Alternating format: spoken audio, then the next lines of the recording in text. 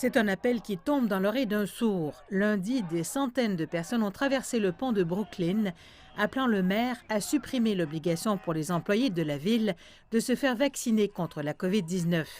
Eric Adams dit que les travailleurs municipaux qui ne se font pas vacciner perdront leur emploi. Il ne s'agit pas de licenciement, il s'agit de vaccination. Nous voulons que les gens soient vaccinés. Je ne souhaite pas voir la ville fermée à nouveau. Et tout ce que nous pouvons faire, c'est de continuer à encourager les gens à se faire vacciner. Et j'espère que les gens recevront également leur appel.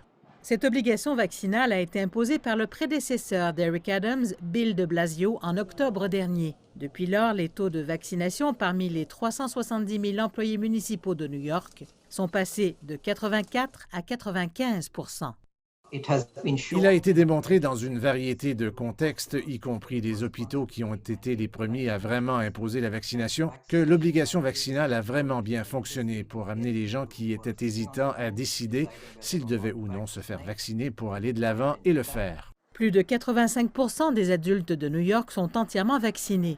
Lorsque les vaccins contre la COVID-19 sont devenus largement disponibles l'année dernière, la ville a commencé à offrir une incitation de 100 $ pour se faire vacciner. Après avoir essayé l'approche de la carotte, les obligations vaccinales sont considérées comme le bâton. Certains pensent que l'obligation vaccinale rendra plus difficile de convaincre ceux qui n'ont pas été vaccinés et que d'autres tactiques devraient être utilisées à la place. Une bonne campagne d'éducation solide, admettant que la communication était médiocre, expliquant ce que font les vaccins, leurs valeurs et expliquant que la nécessité de passer d'une pandémie à une endémie nécessite vraiment que tout le monde soit vacciné.